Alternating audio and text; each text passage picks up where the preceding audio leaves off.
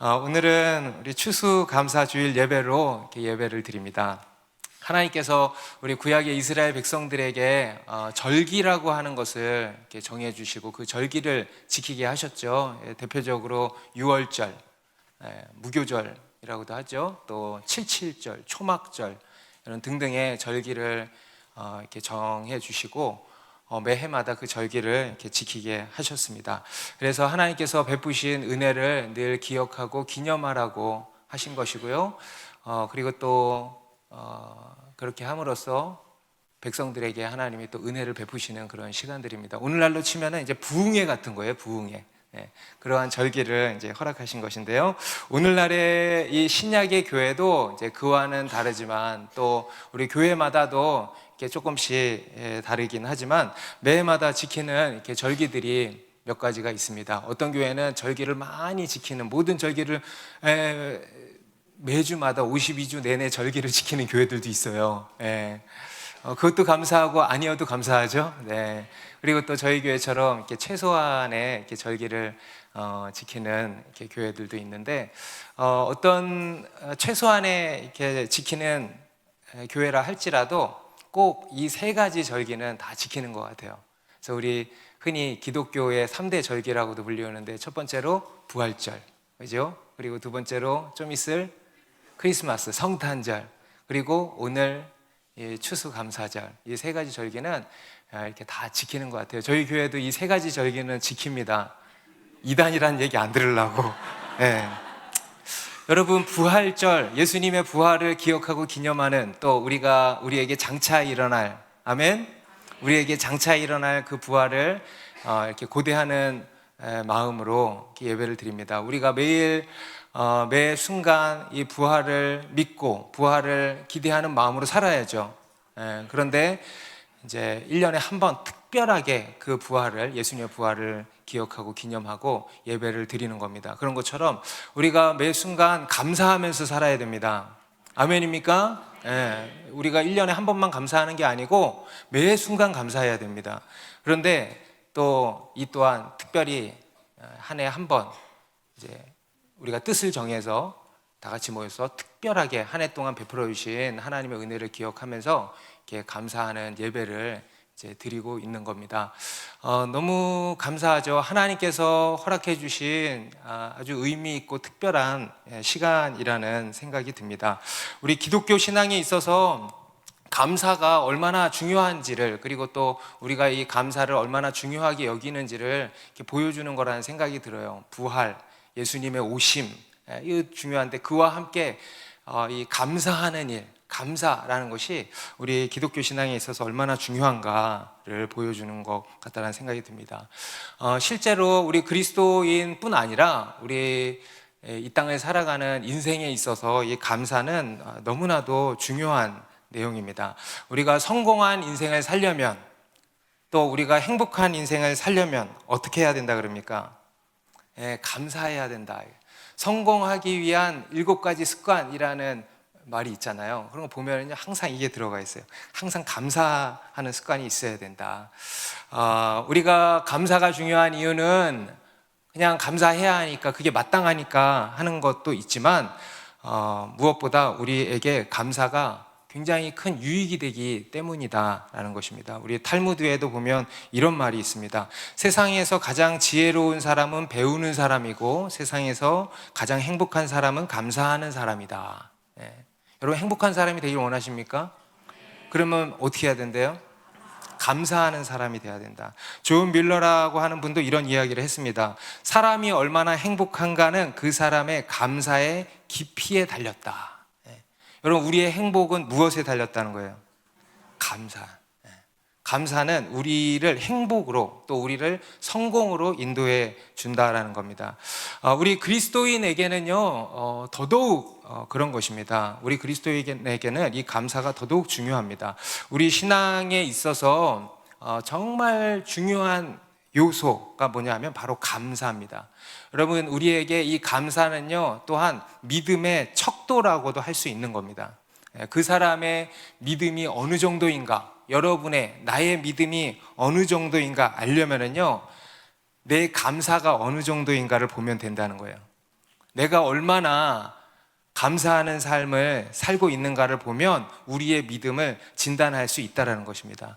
감사는 우리의 신앙과 우리의 믿음과 우리의 인격의 기초가 되는 것입니다. 여러분 동의가 되세요? 우리 로마 시대의 정치인이자 웅변가였던 키케로라고 하는 사람도 그런 이야기를 했습니다. 감사하는 마음은 가장 위대한 미덕일 뿐 아니라 모든 미덕의 근원이 된다.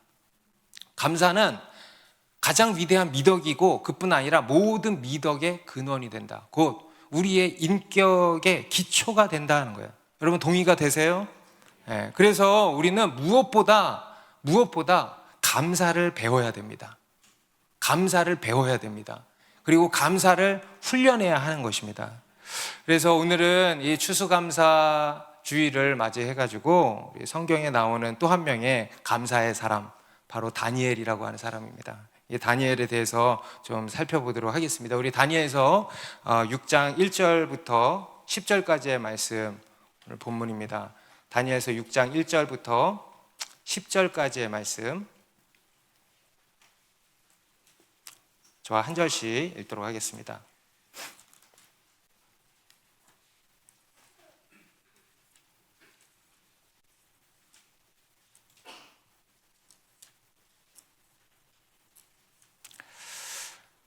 다리오가 자기 뜻대로 고관 120명을 세워 전국을 통치하게 하고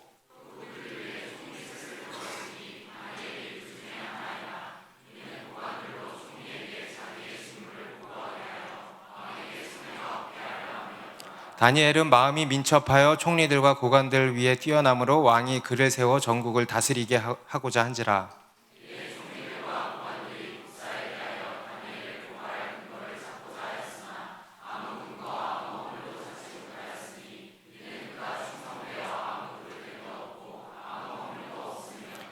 그들이 이르되 이 다니엘은 그 하나님의 율법에서 근거를 찾지 못하면 그를 고발할 수 없으리라 하고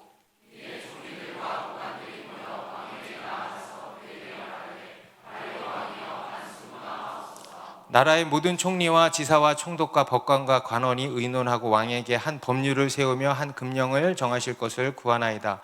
왕이여 그것은 곧 이제부터 30일 동안에 누구든지 왕 외에 어떤 신에게나 사람에게 무엇을 구하면 사자굴에 던져 넣기로 한 것이니이다.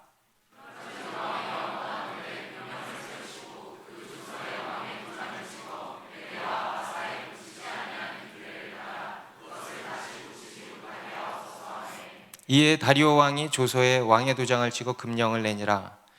다니엘이 이 조서에 왕의 도장이 찍힌 것을 알고도 자기 집에 돌아가서는 윗방에 올라가 예루살렘으로 향한 창문을 열고 전에 하던 대로 하루 3번씩 무릎을 꿇고 기도하며 그의 하나님께 감사하였더라. 아멘. 네, 성경에는 위대한 훌륭한 믿음의 사람들의 이야기가 많이 담겨 있습니다. 그런데 그 믿음의 사람들의 한 가지 공통점을 이렇게 찾자면 바로 그들은 모두 감사의 사람이었다라는 겁니다. 다윗도 그의 시편을 보면 그가 얼마나 감사를 잘했는지, 얼마나 감사하는 인생을 살았는지 우리가 알 수 있죠. 우리 사도 바울도요, 그의 서신을 보면 곳곳에 뭐라 그래요? 감사하라는 거예요. 심지어 그는요, 감옥에 갇혀서도 빌립보 교회 사람들에게 감사하라, 범사에 감사하라 라고 이야기를 하면서 그가 얼마나 감사를 중요하게 여기는지를 우리가 알 수 있습니다. 그리고 오늘 우리가 살펴볼 이 다니엘도요, 마찬가지 바로 감사의 사람이었습니다. 우리가 몇 해 전에 이 다니엘서를 가지고 설교를 제가 몇 편 한 적이 있죠. 그래서 다니엘이 어떤 사람이었는가를 우리가 살폈었는데, 그때 이 다니엘은 첫 번째 믿음의 사람이었죠. 믿음의 용기가 있었습니다. 그리고 두 번째 믿음의 지혜가 있었어요. 지혜와 계시의 사람이었습니다. 그리고 그는 굉장히 충성된 사람이었습니다. 하나님께도 충성되고 또 사람에게도 충성된, 그가 충성해야 할 사람에게도 충성된 그런 사람이었고, 기도의 사람이었죠. 위기 때마다 기도해서 하나님께 응답을 받았습니다. 그리고 또 그는 관계 중심의 사람이었다.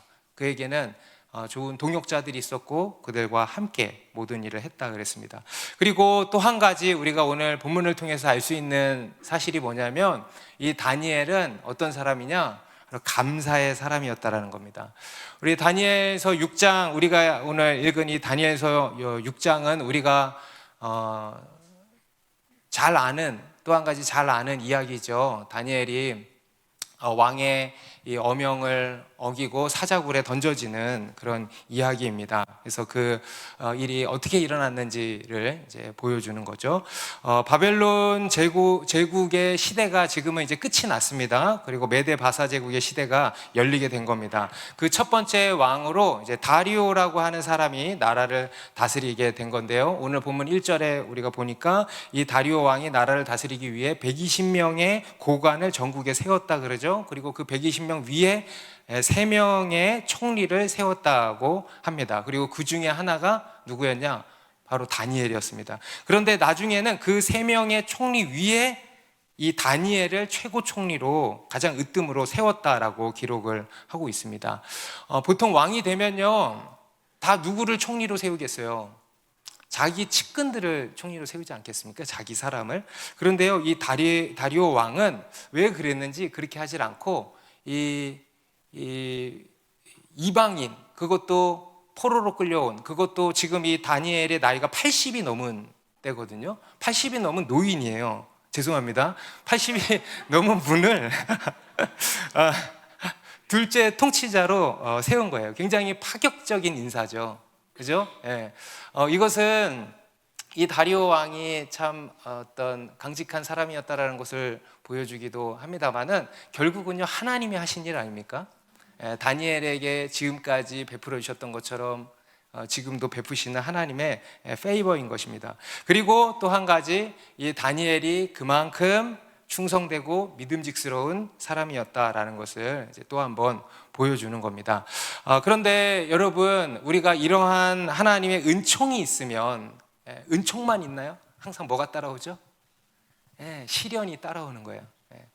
항상 이렇게 하나님의 은혜를 많이 받는 사람에게는요, 무엇이 따라오냐면 시기 질투도 따라오는 겁니다. 그래서 이 다니엘에게도요, 여러분, 다니엘이 그렇게 됐으니 얼마나 다니엘을 시기하고 미워하는 사람들이 얼마나 있었겠어요? 그래서 그를 어떻게든 끌어내리고 죽이려고 하지 않았겠습니까? 실제로 4절에 보니까 이제 그랬다는 겁니다. 다른 총리들과 고관들이 다니엘을 잡아내리려고 모의하기 시작했다는 겁니다. 그가 하는 일을 계속 살펴서 꼬투리를 잡아가지고 왕에게 고발할 근거를 찾았다는 거예요. 그런데 여러분, 찾았대요? 못 찾았대요? 하나도 못 찾았대요. 4절 중간에 보니까 아무 근거, 아무 허물도 찾지 못했다. 여러분, 우리도 그러길 바랍니다. 이는 그가 충성되어 아무 그릇됨도 없고 아무 허물도 없음이었더라. 할렐루야. 네, 그랬다는 겁니다. 그러니까 이제 5절에 보니까, 5절 같이 읽어볼까요? 시작.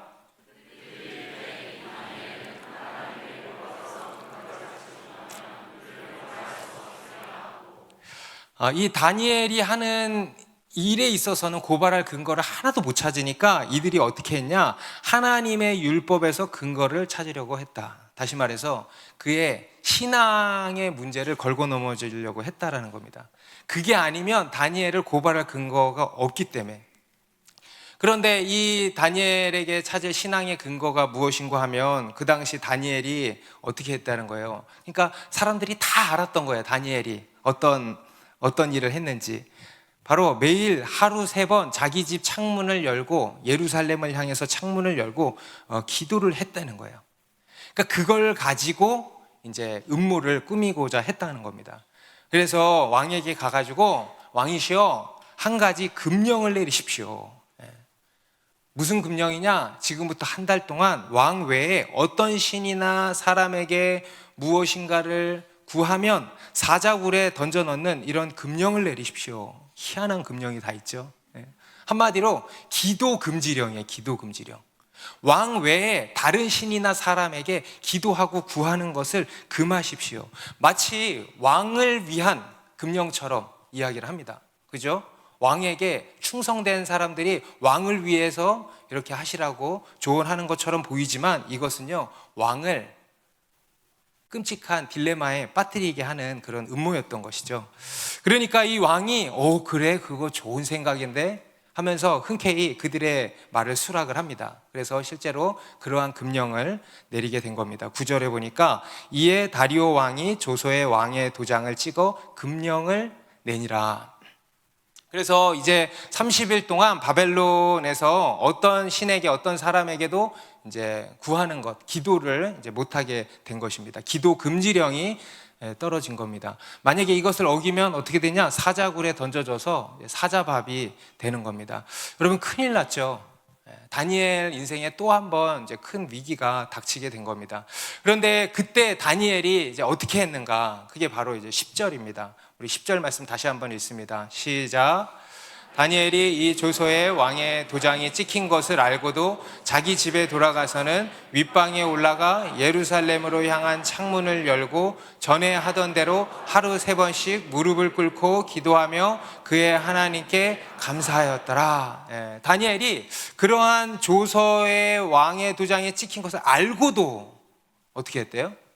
자기 집에 들어가서 윗방에 올라가 창문을 슬쩍 닫아놓고 조용히 기도하고 나온 것이 아니고 예루살렘을 향한 창문을 여전히 열고 전에 하던 대로 하루 3번씩 무릎을 꿇고 기도하며 하나님께 감사했다. 우리 10절의 말씀은요, 한 단어 한 단어가 다 눈에 들어오고 다 중요합니다. 그런데 그 중에서도 눈에 띄는 어구가 하나 있으니 바로 전에 하던 대로 습관입니다. 습관. 앞에서 우리는 다니엘이 얼마나 위대한 믿음의 사람이었는가를 보았습니다. 그는 자신을 더럽히지 않기 위해서 목숨을 걸고 왕의 진미를 거부했습니다. 그거는 목숨을 거는 일이었어요. 왕의 진미를 거부했다는 것은. 또 바벨론 나라의 큰 위기 앞에서 하나님께 기도해서 이 느부갓네살의 꿈을 알아맞추고 또 그 꿈을 해석을 해줌으로써 바벨론의 모든 지혜자를 살리기도 했죠. 그는 탁월한 지혜와 계시의 사람이기도 했습니다. 대쪽 같은 믿음의 사람이었고 믿음의 용기가 있었고 또 믿음의 지혜가 있는 사람이었습니다. 그리고 오늘 본문에도 보니까요, 죽음을 불사하고 기도를 이렇게 하지 않습니까? 어떻게 이런 믿음을 가질 수 있었는가? 어떻게 이런 믿음을 가질 수 있었는가? 방금 우리가 읽은 이 10절의 말씀에 그 비밀이 나와 있는 것입니다. 바로 그는 하루 3번 기도하는 습관이 있었다는 거예요. 습관. 여러분에게도 다 습관이 있죠. 우리 사람에게는 이런저런 습관이 다 있습니다. 그런데 여러분, 그 습관이 얼마나 무서운 건지 아십니까? 습관의 힘이라는 것이 얼마나 강력한지 아십니까? 우리말 속담에도 3살적 버릇 여든까지 간다 그러잖아요. 그죠? 한번 형성된 습관이 그만큼 무섭다라는 겁니다. 옛날에 어떤 사람이 친구랑 같이 기차 여행을 갔는데 친구가 너무 이렇게 여행하다가 피곤한 나머지 옆에서 깊이 잠이 들었대요. 그런데요, 좀 있다가 그 친구가 갑자기 자다가 잠에서 벌떡 일어나더니 그러더래요. 어이구, 수면제 먹는 걸 까먹었네. 그러고는 수면제를 먹고 다시 자더래. 한참 잘 자다가 일어나서 수면제 안 먹었다고 수면제를 먹고 다시 잠이 들었다는 겁니다. 여러분, 이게 습관입니다. 습관이 이토록 무섭다라는 거죠. 우리 인간에게는 각자마다 이런저런 습관들이 있습니다. 여러분, 밥 먹을 때도 다 습관이 있죠. 식습관이라고 하죠. 건강한 음식을 먹는 습관, 또는 그렇지 못한 습관, 골고루 먹는 습관, 또는 편식만 하는 습관, 또 밤마다 먹는 이 야식, 이것도 다 습관이죠. 외식을 좋아하는 것도 다 습관입니다. 외식하는 습관. 또 반대로 집에서 집밥만 먹는 습관, 이런 것들이 다 습관입니다. 잠잘 때도 습관이 있죠. 밤에 늦게 자는 습관, 그래서 새벽에 자는 습관, 그리고 또 반대로 일찍 자고 새벽에 일찍 일어나는 습관. 여러분, 운동도 다 뭡니까? 운동도 습관입니다. 규칙적으로 운동하는 습관, 또 그러지 못한 습관. 그리고 이러한 습관에 따라서 여러분, 우리가 건강하느냐 마느냐가 결정이 되는 겁니다. 그렇죠? 여러분, 이런 말이 있더라고요. 이 세상에 고치지 못할 병은 없다. 고치지 못할 습관이 있을 뿐이다. 여러분, 우리의 건강도 무엇에 의해 결정됩니까? 습관에 의해 결정되는 거예요. 여러분, 운전할 때도 습관이 있죠. 난폭하게 운전하는 습관. 여러분, 두바이에 가면은요, 난폭하게 운전하면 큰일 나. 벌금 폭탄이 교회로 날라와. 무슨 얘기인지 모르면은 두바이 팀에게 물어보세요. 또 안전하게 운전하는 습관. 교통법규를 잘 지키는 것도 습관이에요.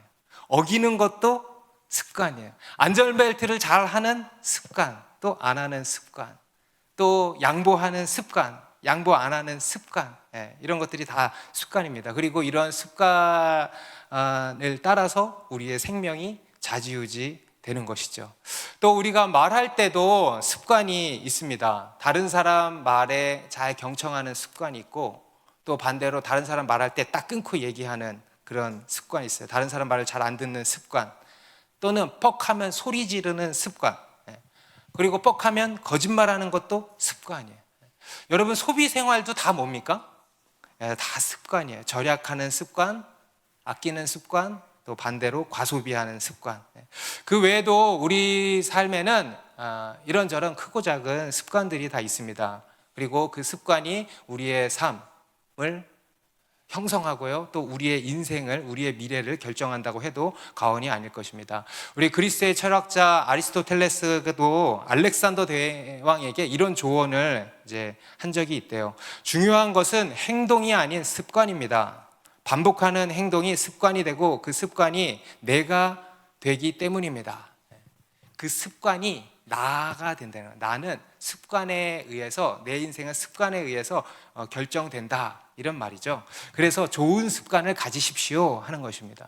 왜냐하면 성공하는 사람에게는 성공하는 습관이 있기 때문입니다. 반대로 우리 율곡이 선생님은 경몽요결이라고 하는 책을 썼는데, 젊은이들에게 쓴 책이래요. 거기에는 인생을 망치는 8가지 습관에 대해서도 소개하고 있다고 합니다. 첫 번째, 행동은 하지 않고 생각만 하는 습관. 두 번째, 하루를 소중히 여기지 않고 낭비하는 습관. 세 번째, 나와 같은 생각을 하는 사람만 좋아하는 습관. 네 번째, 사람들의 칭찬을 받으려고 허위와 가식을 떠는 습관. 다섯 번째, 풍류를 즐긴다는 핑계로 인생을 낭비하는 습관. 여섯 번째, 돈에만 혈안이 되어 더 벌려고 하는 습관. 일곱 번째, 남과 비교하며 자신을 비참하게 여기는 습관. 여덟 번째, 욕구를 절제하지 못하며 재물과 여색을 탐하는 습관. 오늘날이랑 똑같죠? 예나 지금이나 마찬가지, 습관이 중요하다라는 겁니다. 그럼 습관은 우리의 인생에 매우 중요한 것이고, 또 그만큼 매우 무서운 것입니다. 여러분, 우리의 신앙도 마찬가지입니다. 여러분, 우리의 신앙도요, 결국 뭐냐 하면요, 습관입니다. 습관. 습관이 영성이다. 한번 따라해보세요. 습관이 영성이다. 어떤 분이 쓴 책이에요. 습관이 영성이다. 습관이 우리의 영성을 형성한다는 것입니다. 기도하는 습관, 예배드리는 습관, 말씀 보는 습관, 또는 섬기는 습관 등등등, 우리의 영성도 결국에는 습관에 의해서 형성되는 것이다. 여러분, 예수님께서 이 땅에 오셔서 33년을 사셨잖아요. 그 예수님께서도요, 뭐가 있으셨다? 습관이 있으셨다. 누가복음 22장 39절에 보면 같이 읽습니다. 시작. 예수께서 나가사 습관을 따라 감람산에 가심에 제자들도 따라갔더니, 예수님께 뭐가 있었대요? 습관. 어떤 습관? 산에 가는 습관. 등산, 약수터 이게 아니고, 산에 왜 가셨겠어요? 기도하러 가신 거예요. 산기도하는 습관이 있으셨다는 거예요. 그 습관을 따라서 산에 가서 기도를 하셨다는 겁니다. 그리고 그 습관으로 인해서 이제 하나님과 교제하고, 또 하나님의 인도함을 받고 하나님께서 주시는 힘과 능력을 얻고, 그리고 그 힘으로 사역을 감당하실 수 있었다는 겁니다. 그래서 예수님의 힘과 능력은 뭐냐? 습관의 힘이다. 아멘. 습관의 힘으로 일하셨다. 우리의 신앙과 영성은 결국 습관이라는 것입니다. 우리 에베소서 4장 22절에도 너희는 유혹의 욕심을 따라 썩어져가는 구습을 따르는 옛사람을 벗어버리고, 그리고 뒤에 새 사람을 입으라, 이렇게 말씀하고 있습니다. 여러분, 구습이 뭐예요? 구습, 옛 습관이에요. 옛 습관. 옛 습관을 벗어버리고 새 사람을 입으라, 새 습관을 형성하라는 거예요. 여러분, 그게 우리 그리스도인의 변화라는 것입니다. 여러분, 우리의 신앙과 우리의 영성은요, 다 뭐냐면 습관이에요, 습관. 그래서 여러분, 나쁜 습관은 버리시기 바랍니다. 나쁜 습관은 다 끊어질지어다. 그리고 좋은 습관을 세우시기 바랍니다. 그래서 여러분, 다니엘처럼 기도하는 습관을 세우십시오. 여러분, 주일 성수하는 습관을 세우십시오. 여러분, 제가 주일 예배 못 빠지게 하잖아요. 절대 못 빠지게 하잖아요. 그죠? 왜 그런지 아세요? 습관돼서 그래요. 제가 늘 하는 얘기예요. 그러다가 습관된다. 안 된다. 한 번도 안 된다. 주일 성수하는 습관을 세우시기 바랍니다. 큐티하는 습관을 세우시기 바랍니다. 여러분, 가정에서도요, 저희 선교원이 가정 예배를 드리는 게 숙제거든요. 일주일에 한 번. 왜 그렇게 하냐면요, 일단은 습관을 드리는 거예요. 가정 예배 드리는 습관. 쓸데없이 핸드폰 보는 습관 버리고 말씀 보는 습관을 세우시기 바랍니다. 여러분, 섬기는 것도요, 내가 나중에 형편되면 섬겨야지. 그럼 나중에 섬길 수 있을까 없을까?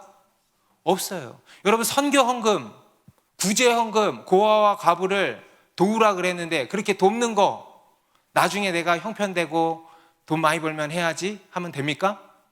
안 돼요. 지금부터 습관을 들이는 거예요. 선교지에 여러분, 커피값 아껴서 선교지에 물질을 흘려보내십시오. 그러한 습관을 들이시기 바랍니다. 11조 생활하는 습관을 세우시기 바랍니다. 아이들에게도요, 어려서부터 이런 습관을 만들어줘야 돼요. 왜냐하면 이 습관이 이토록 무서운 것이기 때문입니다. 오늘 이 다니엘도 그러한 습관이 있었다는 거예요. 매일 3번 예루살렘을 향해서 창문을 열고 기도했다는 거예요. 여러분, 이것이요, 다니엘의 영성의 핵심 비결이에요. 다니엘이 어떻게 이런 훌륭한 믿음의 사람이 될 수 있었는가? 그 비결을요, 이 다니엘서 6장 10절에서 공개를 하고 있는 거예요. 바로 그에게는 이러한 습관이 있었다라는 겁니다. 평생 80년을 그렇게 한 거 아닙니까? 기도하는 습관. 습관의 힘으로 그가 여기까지 올 수 있었다는 것입니다. 그런데 오늘 본문 마지막에는 보니까요, 다니엘이 그냥 기도만 하는 것이 아니고 뭘 했다 그러냐면 10절 마지막에 하루 3번씩 무릎을 꿇고 기도하며 그의 하나님께 감사하였더라. 기도만 한 게 아니고 감사도 했다는 거예요. 이 다니엘은 기도하는 습관만 있었던 게 아니고 무슨 습관도 있었다? 한번 따라해 보세요. 감사하는 습관. 오늘 설교의 제목이 그겁니다. 감사하는 습관을 세우자. 여러분, 감사는 뭐다? 습관이다. 여러분, 영성은 습관이라 그랬어요. 그런데요, 우리에게는 어떤 습관이 있어야 하는가? 반드시 있어야 하는 습관. 기도하는 습관도 있고 말씀 보는 습관도 있고 예배 드리는 습관도 있어야 돼요. 그런데요, 그와 함께 어쩌면 그보다 더 중요한 습관이에요. 바로 감사하는 습관이 있어야 돼요. 다시 한번 따라해 보세요. 감사도 습관이다. 여러분, 감사의 사람이 되려면 어떻게 해야 되냐? 감사하는 습관을 만들어야 되는 겁니다. 여러분, 한두 번 감사하는 게 아니고요, 감사하는 습관을 길러야 한다는 겁니다. 여러분, 우리 인간은요, 둘 중에 하나라 그래요. 감사하는 습관이 있던가 불평불만하는 습관이 있던가. 감사도 습관이고 불평불만도 뭐야? 습관이야. 여러분, 불평불만하는 사람은요, 한두 번만 불평불만하지 않아요. 불평불만은요, 불평불만하는 사람만 불평불만합니다. 불평불만하는 사람은요, 늘 불평불만해요. 습관이라는 거예요.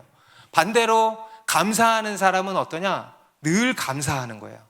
무슨 말이냐면 감사도 습관이라는 것입니다. 여러분에게는 어떤 습관이 있습니까, 지금? 여러분에게는 지금 감사하는 습관이 있습니까? 아니면 불평불만하는 습관이 있습니까? 지금 어제 하루 여러분의 입에는 무엇이 있었습니까? 감사하는 말이 있었습니까? 아니면 불평불만하는 말이 있었습니까? 여러분, 우리 그리스도인에게는요, 반드시 이러한 습관이 있어야 됩니다. 감사하는 습관. 우리 데살로니가전서 5장 18절에서 범사에 감사하라 그랬잖아요. 그죠? 범사에 감사하라 그랬잖아요. 여러분, 범사에 감사하라는 말도 무슨 말이냐? 감사하는 습관을 가지라는 거예요. 골로새서 3장 15절에는 너희는 또한 감사하는 자가 되라 그랬어요. 감사하라가 아니라 감사하는 자가 되라 그랬어요. 존재 자체가 감사가 되라는 거예요. 그런데 그것도 결국 무슨 말씀이에요? 감사하는 습관을 가져라. 여러분, 감사는 습관입니다. 감사하는 습관을 세우시기 바랍니다. 그러면 우리는 어떻게 감사하는 습관을 가질 수 있는가? 그냥 감사하는 일이 있을 때마다 빠짐없이 빠지지 말고 막 감사하고 다니면 되는가? 감사를 빠뜨리지 않고 계속 감사하면 된다라는 것인가? 그게 아니죠. 여러분, 그렇게 치면 우리가 감사할 일이 얼마나 되겠어요? 감사한 일이 있을 때마다 빠짐없이 감사한다 했을 때 감사할 일이 얼마나 있겠어요? 여러분, 감사할 일이 요새 많이 생기십니까? 아니죠. 그렇게 치면은 사실 감사할 일이 별로 없어요.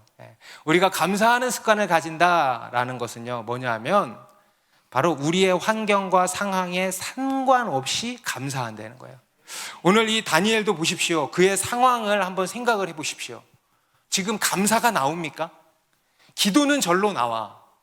그런데 감사가 나올 수 있는 그런 상황입니까? 아니죠. 지금 최악 중에 최악의 상황 아닙니까? 죽음을 코앞에 둔 상황이에요. 벼랑 끝에 서 있는 상황이에요. 벼랑 끝에서 주님 감사합니다 라고 감사했다는 거예요. 여러분, 여러분의 생의 마지막 끝에서 감사할 수 있으십니까? 감사할 수 있어야 된다는 거예요. 그리고 이 다니엘은 그 앞에서 감사했다라는 것입니다. 우리가 흔히 생각하는 이 감사는요, 우리의 환경과 상황과 결부되어 있습니다. 그래서 감사한 일이 있으면 감사하고 그렇지 않으면 감사할 생각이 안 드는 거죠. 그런데 성경이 말씀하는 감사, 우리 그리스도인이 해야 하는 진짜 감사는 뭐냐면요, 환경과 상황과 관계가 있다 없다? 상관이 없어요. 상관이 없어. 그것에 종속되어 있지 않습니다. 환경과 상황을 초월한 감사라는 것입니다. 그게 진정한 감사예요. 한번 따라해 보시겠어요? 진정한 감사는 환경을 초월한 것이다. 다시 말해서 여러분, 이 감사는요, 감사를 발견하는 거예요. 제가 작년 추수감사 예배 때도 그런 말씀 드렸습니다. 감사는 발견하는 것이다. 실제로 이 감사하다라고 하는 헬라어 단어도 제가 설명드렸었죠. 유카리스테오라고 하는 단어인데 무슨 뜻이냐면, 기억나세요? 숙고하다라는 뜻이에요. 그래도 기억 안 나세요? 여러분이 까먹으면 저는 더 좋더라고. 또 얘기할 수 있어서. 여러분, 이 유카리스테오라고 하는 단어는요, 숙고하다라는 뜻이에요. 곰곰이 잘 생각해보다 라는 뜻입니다. 그게 감사하다라는 단어의 어원이에요. 감사란 뭐냐? 곰곰이 생각하는 거예요. 뭘 생각합니까? 은혜. 하나님이 나에게 베풀어 주신 은혜를 곰곰이 생각하는 거예요. 그래서 찾아내는 거예요. 그래서 감사는 발견하는 것입니다. 여러분, 감사는 습관이고요, 두 번째, 감사는 뭐다? 발견하는 것이라는 겁니다. 여러분, 감사를 많이 발견하게 되시기 바랍니다. 우리 영국의 17세기에 활동하신 매튜 헨리라고 하는 매우 유명한 목사님이 계세요. 그분의 주석이 오늘날에까지도 많이 활용이 되고 있죠. 그런데 그분이 어느 날 강도를 한번 만나신 적이 있어요. 평소에 늘 다니던 길에서 강도를 만나서 이제 가지고 있는 지갑이랑 이런 것들 뺏기고 막 두들겨 맞아서 막 피를 흘리셨어요. 그리고는 이제 집에 도착을 이렇게 하셨다고 합니다. 그러니까 이 가족들이 보고 깜짝 놀란 거죠. 그런데 이 목사님께서 어떻게 하셨냐면, 그 놀란 가족들을 잘 다독거리시고는 자기의 서재로 들어가서 하나님께 기도를 드리셨대. 어떤 기도를 드리셨나? 우리 같으면은 주여 지갑을 돌려주시옵소서 이런 기도를 했을 텐데, 주여 그 자식들 혼내주시옵소서 이랬을 텐데, 이 목사님은요, 감사 기도를 했대. 뭐라고 감사하셨냐? 첫째, 내가 이전까지 한 번도 강도를 당한 적이 없었던 것을 감사합니다. 여러분, 강도를 한 번도 당한 적이 없는 것에 대해서 감사하세요. 둘째, 강도들이 지갑만 가져가고 내 생명은 가져가지 않은 것을 감사합니다. 셋째, 지갑에 돈이 많지 않았던 것을 감사합니다. 할렐루야. 네. 그리고 넷째, 강도당한 사람이 나였고 내가 강도가 아닌 것을 감사합니다 하면서 감사 기도를 드렸대요. 여러분, 이게 진짜 감사의 사람입니다. 감사의 사람은요, 감사를 발견해요. 감사를 찾아냅니다. 오늘 이 다니엘도 마찬가지입니다. 그도 감사를 찾아서 발견한 거예요. 그리고 그것을 감사한 거예요. 무엇을 감사했을까요? 먼저는 지금까지 베풀어 주신 하나님의 놀라운 은혜를 기억하면서 감사하지 않았겠습니까? 여러분, 하나님께서 다니엘에게 얼마나 큰 은혜를 베푸셨습니까? 10대 때 바벨론의 포로로 끌려와서 바벨론의 총리로 세우시고 높이신 거잖아요. 놀라운 기적의 역사들을 보이시고 다니엘에게 놀라운 은총을 베풀어 주셨어요. 그는 심지어 왕이 바뀌고 심지어 이젠 제국이 바뀌었거든요. 그런데도 안 잘려. 보통 정권이 바뀌면 다 잘리잖아. 그런데 이 다니엘은요, 왕이 여러 번 바뀌고 심지어는 제국이, 나라가 바뀌었는데도요, 그 나라에서 왕은 바뀌는데 총리는 안 바뀌어. 네. 그러한 놀라운 은혜를 받은 자입니다. 그러니까요, 그 은혜를 기억하는 거죠. 여러분 하나님께서 여러분에게 얼마나 큰 은총을 베풀어 주셨습니까? 아멘? 여러분, 하나님이 은총을 베풀어 주셔서 이 정도예요. 아멘입니까? 네, 놀라운 은혜를 베푸신 거예요. 그것을 우리가 기억하고 감사하는 겁니다. 그리고 그 외에도 지금까지 지내온 모든 것에 대해서 감사하는 거예요. 지금까지 지내온 것, 우리 아까도 찬양했죠? 우리 찬송가 301장에도 지금까지 지내온 것 주의 크신 은혜라, 한이 없는 주의 사랑 어찌 이루 말하랴, 자나깨나 주의 손이 항상 살펴주시고 모든 일을 주 안에서 형통하게 하시네. 지금까지 살아온 것에 대한 베푸신 이 은혜. 여러분, 이 세상에는요, 당연한 것이 하나도 없습니다. 당연한 것이 하나도 없습니다. 모든 것이 기적이고 모든 것이 은혜입니다. 여러분, 우리가 지금 이 무한한 우주 공간 안에 떠 있는 거 아시죠? 팩트잖아요. 우리가 지금 이 무한한 우주 공간, 새까만 우주 공간 안에 우리가 떠 있는 거예요. 거기에 우리가 지구를 만나서, 그죠? 그래서 우리가 생존하고 살아갈 수 있는 이런 환경을 만날 확률이 몇 퍼센트? 0%라 그랬어요. 이거는요, 당연한 게 아니에요. 여러분, 이 물 한 잔 당연한 게 아니에요. 여러분, 온 우주를 뒤져보십시오. 물이 나오나. 온 우주를 뒤져보십시오. 탐사선을 보내가지고 뒤져보십시오. 지구랑 같은 별이 나오나. 숨쉴 공기가 어디에 있습니까? 그런데요, 이 지구를 우리가 만나서 그 안에서 우리가 생존하고 있는 거예요. 기적이에요, 아니에요? 여러분, 우리에게는요, 당연한 것이 하나도 없는 거예요. 여러분, 우리가 매일 삼시세끼 먹는 거요? 당연한 거 아니에요. 우리 옛날 어른들에게 물어보십시오. 지금도 못 먹고 사는 지구상의 많은 이들에게는요, 그거 당연한 거 아니에요. 우리 북한에 있는 아이들에게는요, 결코 당연한 거 아니에요. 여러분, 우리가 전쟁 없이 그래도 평화롭게 지금 잘 지내고 있죠.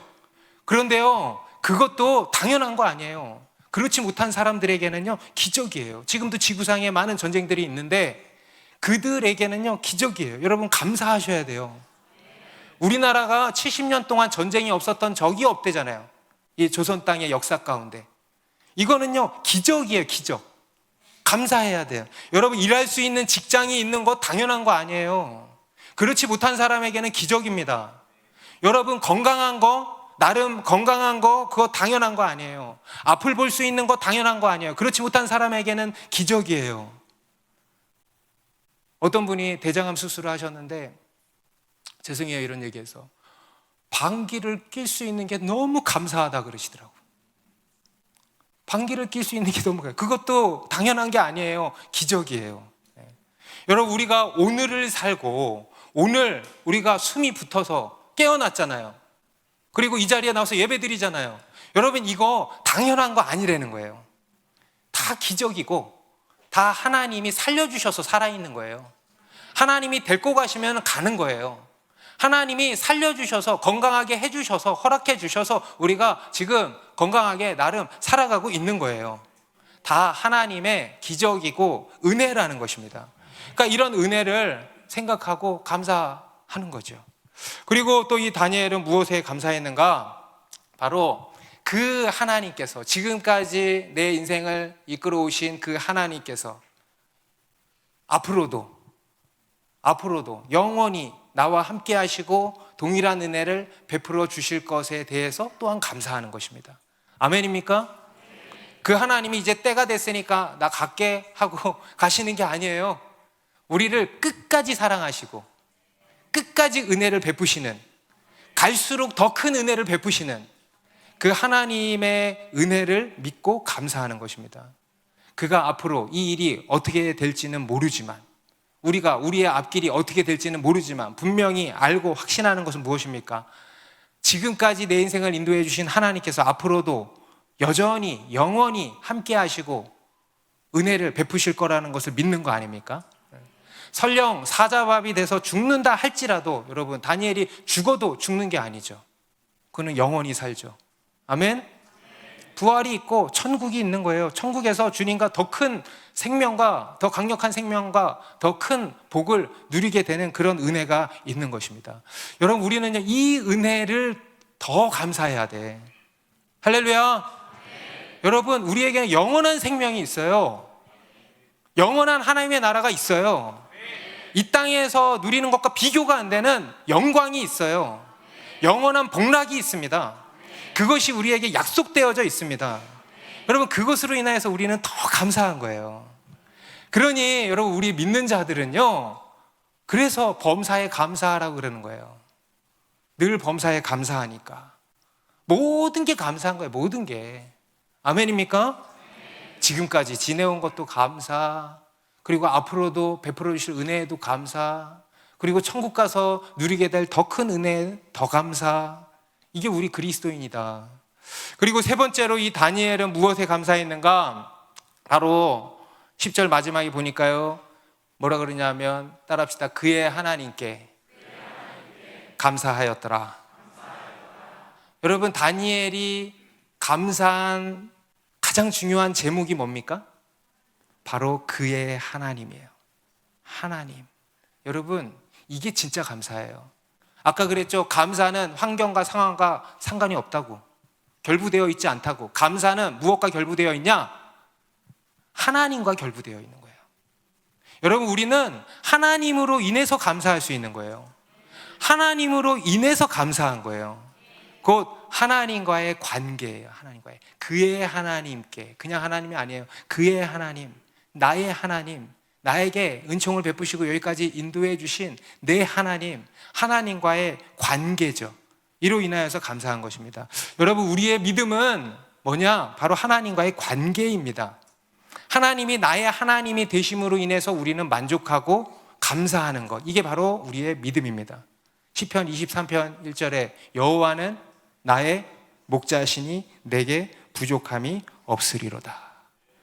다른 무언가가 많아서가 아니라 여호와 하나님이 나의 목자가 되시기 때문에 내가 부족함이 없다. 영어 성경에는요, I shall not want라고 되어 있어요. 더 이상 바랄 게 없다. 바랄 게 없다. 진짜 행복한 사람이 더 이상 바랄 게 없다는 거예요. 바랄 게 없다. 다윗의 이 마음이 느껴지십니까? 더 이상 바랄 게 없다는 거예요. 여호와 하나님이 나의 목자가 되어주시기 때문에 내 생에 더 이상 바랄 게 없습니다. 감사합니다. 여러분, 이게 바로 믿음이고 이게 바로 우리 그리스도인의 감사예요. 여러분, 무엇으로 감사하십니까? 여러분, 우리는요, 하나님으로 인하여서 감사하는 거예요. 하나님과의 관계로 인하여서 감사하는 거예요. 여러분, 우리가 감사하는 습관을 세우려면요, 이렇게 해야 됩니다. 하나님과의 관계를 먼저 회복하고요, 그리고 그 관계 안으로 들어가서 그 관계 안에서 참 만족과 행복을 누릴 수 있어야 돼. 그게 바로 감사의 비결인 것입니다. 여러분, 우리의 인생은 선택입니다. 없는 것으로 불평할 것인가, 있는 것으로 감사할 것인가, 나쁜 것으로 불평할 것인가, 좋은 것으로 감사할 것인가의 선택입니다. 여러분, 불만의 눈으로 세상을 보면요, 불평한 일만 가득한 거예요.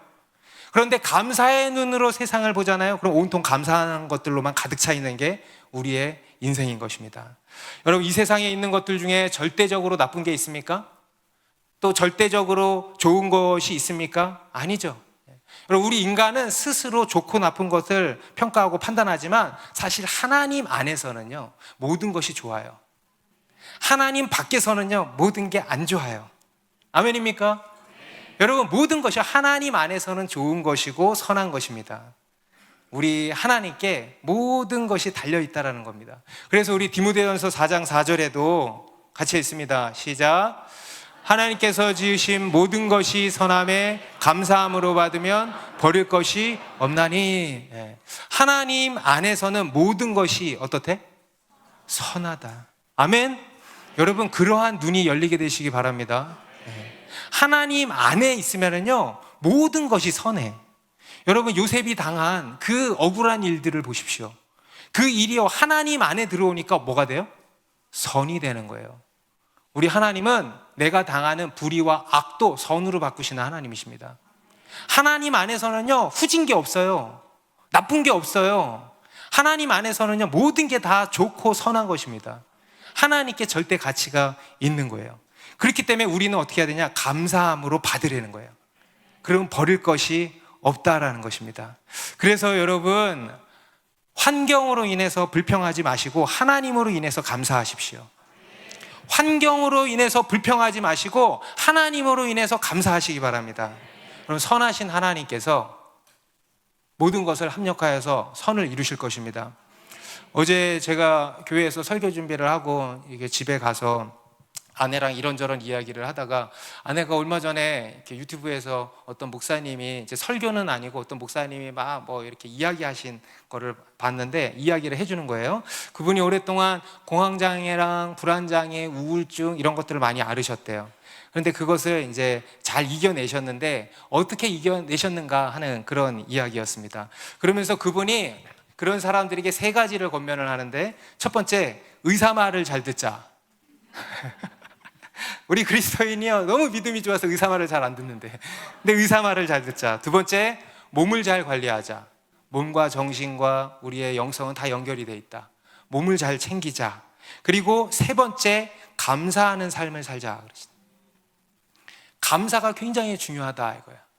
감사의 중요성에 대해서 말씀을 하셨대요.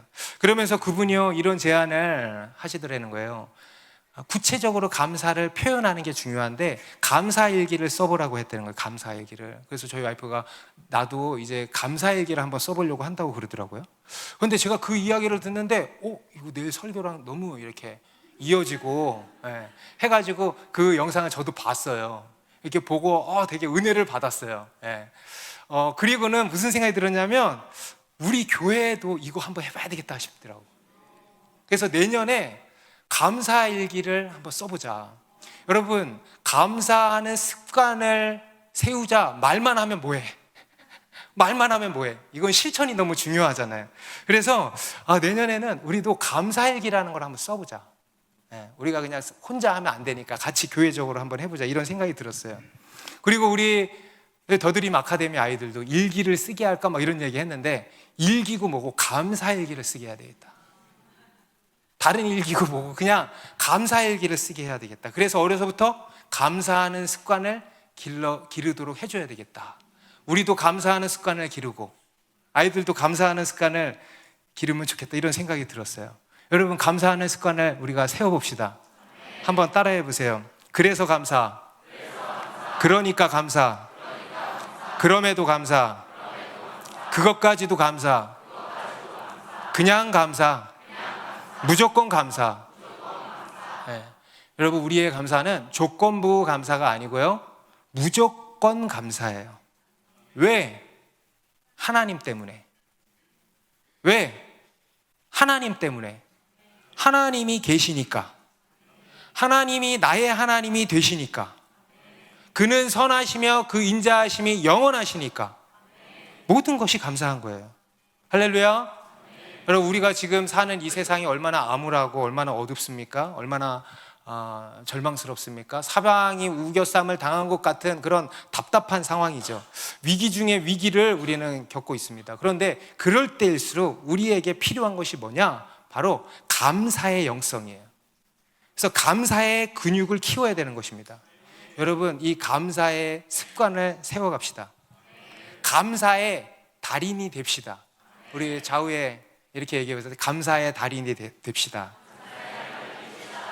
예. 그래서요, 오늘 이 다니엘처럼 감사로 하나님을 영화롭게 하고 하나님의 놀라운 기적을 경험하고 영적인 어두운 때에 영적인 돌파를 이루는 우리 모두가 되기를 바랍니다. 기도하겠습니다.